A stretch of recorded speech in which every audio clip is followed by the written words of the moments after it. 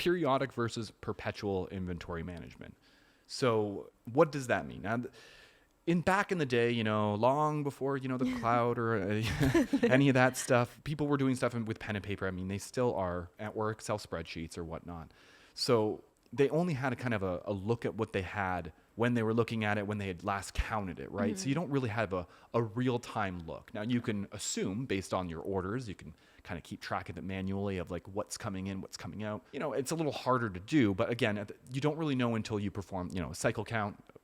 Another thing we'll be talking about, I'm sure, in the future. It's a big thing. People hate cycle counts, but they're so important. How often do people do cycle counts? It depends if you're using inFlow or not. No, you should be performing them depending on your inventory turnover ratio. Kind of, sometimes people do them monthly, sometimes people do them every 6 months, every year. Those numbers can change depending on.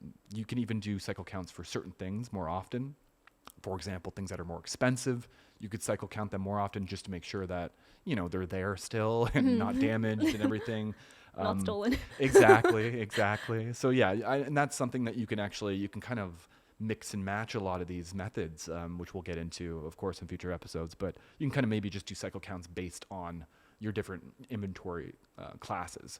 So it alleviates having to do everything all at the same time, because like you're going to have a lot more inventory. Yeah, for just like breaking things. up the different sections. And cycle counting, again, we'll get more into detail, but when you're doing it, you tend to have to like stop everything just to make sure that there's nothing being processed and whatnot, so that you're not having anything slip through the cracks, right? So that's why I think people dislike it so much, because it's so disruptive.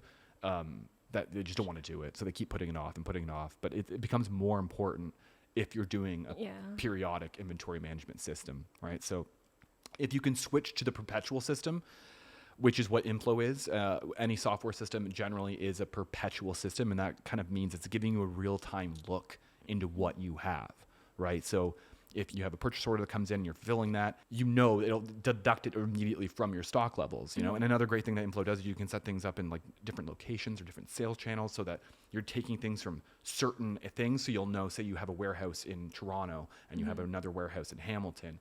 You can know, which one of these warehouse identity has certain things at specific times. If someone buys something, you can say, take it from this warehouse or take it from that warehouse. So it's kind of a great way to manage, especially multiple locations. Yeah. And have, again, a real-time look. That's not to say that it will always be 100% accurate, which is why we always, even with inFlow, we recommend doing cycle counts periodically to make sure that those numbers match. But I mean, just using a system like inFlow does even just make cycle counts actually way easier as well.